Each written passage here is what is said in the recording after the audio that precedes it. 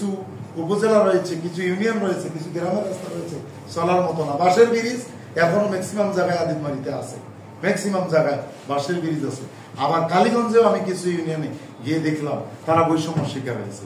রাজনৈতিক বিবেচনায়, নেতা বিবেচনায় কিছু কাজ হয়েছে, কিন্তু ওভারঅল পাবলিক বিবেচনায় কাজের জন্য কাজের যে বৈষম্যহীনতা, কাজের যে ইনসাফ, সেটা হয়নি। কিছু কিছু রাস্তা আছে সাধারণ বাইসাইকেল মোটরসাইকেল নিয়ে চলাফেরা করা যায় না, কয়েকটা ইউনিয়নে এরকম হয়েছে। আমরা মনে করি আগামী দিনে আমরা যদি এই রাষ্ট্রের অথবা এই আসনের দায়িত্ব পাই, রাষ্ট্রের পক্ষ থেকে যে দায়িত্ব দেওয়া হবে তার অন্যতম যোগাযোগ ব্যবস্থায় যা রাস্তা হবে, এই বা রাস্তাঘাট যোগাযোগ ব্যবস্থার যা কাজ হবে, এগুলো ইনসাফের ভিত্তিতে হবে, সমতার ভিত্তিতে হবে, কোনো রাজনৈতিক বিবেচনায় হবে না।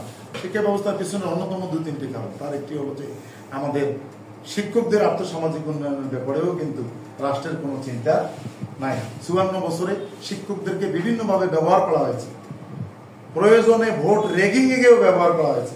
রাজনৈতিক জনসভায় যখন লোক থাকে না, তখন শিক্ষক এবং শিক্ষার্থীদেরকে বাধ্য করা হয় জনসভায় নিয়ে আসার জন্য। কিন্তু শিক্ষকদের উন্নয়নের কথা, আর্থসামাজিক উন্নয়নের কথা এই জাতি, এই রাষ্ট্র তেমনভাবে কখনোই ভাবেনি। সম্মানিত সাংবাদিক বৃন্দ, আপনারা লক্ষ্য করে দেখবেন আমাদের একটা শিক্ষানীতি আজ অবধি ক্লিয়ার করা সম্ভব হয়নি। ডক্টর কুদরতি খুদার শিক্ষা কমিশন যদিও 71-এর পর 72-এ শুরু হয়েছিল, তারপর থেকে হামিদুর রহমান শিক্ষা কমিশন সহ যে কয়টা শিক্ষা কমিশন হয়েছে, এই জাতির জন্য একটা নির্দিষ্ট শিক্ষানীতি এখন পর্যন্ত দেওয়া সম্ভব হয়নি। সম্মানিত ভারত, ফলশ্রুতিতে কেউ এখানে কওমি মাদ্রাসা পড়ে, কেউ খারিজি মাদ্রাসা পড়ে, কেউ হাফিজি মাদ্রাসা পড়ে, কেউ আলিয়া মাদ্রাসা পড়ে, কেউ ইংলিশ মিডিয়ামে পড়ে, কেউ জেনারেল স্কুলে পড়ে, কেউ কারিগরিতে পড়ে, কেউ আবার বাণিজ্য শাখায় পড়ে। ফলশ্রুতিতে একটা সমন্বিত শিক্ষা ব্যবস্থা বাংলাদেশে নাই। আমরা আপনাদের মাধ্যমে জাতিকে জানাতে চাই, জামাত ইসলামী ইতিমধ্যেই আপনারা জানেন, দেখতেছেন যে আদর্শ শিক্ষক ফেডারেশনের মাধ্যমে সারা বাংলাদেশের শিক্ষা প্রতিষ্ঠানের জাতীয়করণ সহ ইবতেদায়ী মাদ্রাসাগুলোর এমপিও ভুক্তিকরণ সহ শিক্ষকদের কল্যাণে কাজ করে যাচ্ছে। আমরা মনে করি আগামী দিনে এই কাজ অব্যাহত রাখবে। আর এই আসনে আল্লাহ তাআলা যদি আমাকে জাতীয় সংসদে যাওয়ার সুযোগ দেয়, উচ্চ কণ্ঠী কোথায় পিআই অফিসের বরাদ্দ ছিল, কোথায় এলজিডি অফিসের কি বরাদ্দ ছিল, সেখানে কি কাজ হয়েছে, এটা আমরা জাতির সামনে আনতে চাই। এটা আমাদের ট্যাক্সের টাকা, এটা কারো দয়ায় কাজ হয় না। আমরা প্রত্যেক দিন না খেয়ে না দিয়ে এই সাধারণ গরিব মানুষ যে সাবান কিনে, সেই সাবানের ট্যাক্সের টাকা কিনে এই রাস্তার কাজ হচ্ছে। এটা কারো দয়ায় কাজ হয় না এবং কারো পকেটের টাকা দিয়ে কাজ করে না। কারো বাড়ির টাকায় যদি কেউ করতে চায় তার কোনো প্রশ্ন থাকবে না, কিন্তু রাষ্ট্রের টাকা যদি হয়, জনগণের ট্যাক্সের টাকায় যদি কাজ হয়, এর জবাবদিহিতায় আমাদের আনার প্রচেষ্টা চালাতে হবে। সেক্ষেত্রে আপনাদের সহযোগিতা চাই আমরা। আমাদের এখানে এই শ্রমিকদের জন্য, নারী শ্রমিকদের জন্য স্পেশালি এখানকার যারা দায়িত্বশীল ইতিপূর্বে ছিলেন, আমার দৃশ্যমান আমরা কোনো পদক্ষেপ দেখি নাই।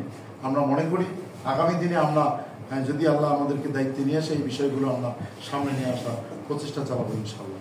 মাদক বিরোধী কর্মকাণ্ড সাধারণ ছাত্রদেরকে সচেতন করে গড়ে তুলতেছে আমাদের ইদানিং বাংলাদেশ জামাত ইসলামের যুব বিভাগ এক্ষেত্রে ব্যাপক ভূমিকা পালন করতেছে। বাংলাদেশের সকল জামাতের যারা আগামী দিনে নির্বাচিত হবে, সকলের জন্য এটি শিরোধার্য। আমরা ওপেন করে দিয়েছি, আমরা যদি দায়িত্বশীল পর্যায়ে যেতে যাই, আল্লাহর দয়ায় মানুষের ভালোবাসায়, এই আদিতমারি কালীগঞ্জের মানুষের ভালোবাসায় এখানে যা উন্নয়ন কার্যক্রম হবে, কোনো গোপন হবে না, কোনো লুকোচুরি খেলা হবে না, সব মানুষের সামনে ওপেন থাকবে, সব সাংবাদিকদের সামনে ওপেন থাকবে। এবং ঠিকাদারেরা যে চুক্তিতে কাজ করবে এখানে, তারা সেই কাজ করতে বাধ্য থাকবে। আপনারা সেখানে, আপনাদেরকে সহযোগিতা করা হবে। প্রয়োজনে সাধারণ জনগণকে সাথে নিয়ে আমরাও পাশে থাকবো। কোরআন শরীফ সব মানুষের জন্য, যিনি এই পথ অনুসরণ করবেন তিনি হেদায়েত প্রাপ্ত হবেন। তিনি হিন্দু হোক, বৌদ্ধ হোক, খ্রিস্টান হোক, সকলেই। আর আপনারা জানেন ইসলামে সবার আগে অন্য ধর্মের অধিকার সংরক্ষণ করবে। আল্লাহ রসুল সাল্লাল্লাহু আলাইহি ওয়াসাল্লাম বলেছেন, এই আজকে বাড়ির রবিউল আউয়াল যাচ্ছে, আল্লাহ রসুল বলেছেন কোন মুসলমান যদি কোনোভাবেই অন্যান্য ধর্মাবলম্বীকে কষ্ট দেয়, ধর্ম পালনে বাধা দেয়, কাল কিয়ামতের দিন ওই মুসলমানের বিরুদ্ধে হিন্দুর পক্ষে আল্লাহ রসুল নিজে মামলা দায়ের করবে। সুতরাং আমরা মনে করি আগামী দিনে জামাত ইসলামী যদি রাষ্ট্রীয় দায়িত্বে আসে, এখানে ধর্মের ভিত্তিতে, দলের ভিত্তিতে কোনো অধিকার নির্ণয় হবে না। এখানে অধিকার নির্ণয় হবে এই দেশের নাগরিকের ভিত্তিতে। শিক্ষা প্রতিষ্ঠানগুলোতে রাজনৈতিক বিবেচনায় ক্লাস নির্মাণ হয়েছে, যেখানে ছাত্রছাত্রী কম সেখানে 4তলা বিল্ডিং অনেকগুলো জায়গায় হয়েছে, যেখানে ছাত্রছাত্রী প্রচুর রয়েছে শুধুমাত্র রাজনৈতিক বিবেচনায় ওই শিক্ষা প্রতিষ্ঠানে 4তলা বিল্ডিং, একাডেমিক ভবন যে দরকার সেটি দেওয়া হয়নি।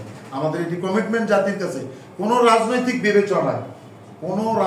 বিবেচনায় শিক্ষা প্রতিষ্ঠান চলবে না। শিক্ষা প্রতিষ্ঠান চলবে শিক্ষা নীতির ভিত্তিতে, শিক্ষা পরিচালনার ভিত্তিতে। আমরা শিক্ষা প্রতিষ্ঠানগুলোতে নিজেদের হস্তক্ষেপ পছন্দ যেমন করি না, অন্য কারো হস্তক্ষেপ শিক্ষা প্রতিষ্ঠানে থাক এটা আমরা চাই না। বর্তমান সরকারকে একটা সাধুবাদ দিতে হয়, তারা যে এই এখন নতুন যে কমিটি ফরম্যাট নিয়ে এসেছে শিক্ষা প্রতিষ্ঠানগুলোর জন্য, আমাদের বিশ্বাস এটিতে উপকার হবে, রাজনৈতিক হস্তক্ষেপ কমে যাবে, শিক্ষা প্রতিষ্ঠানে লেখাপড়ার পরিবেশ ফিরিয়ে আসবে।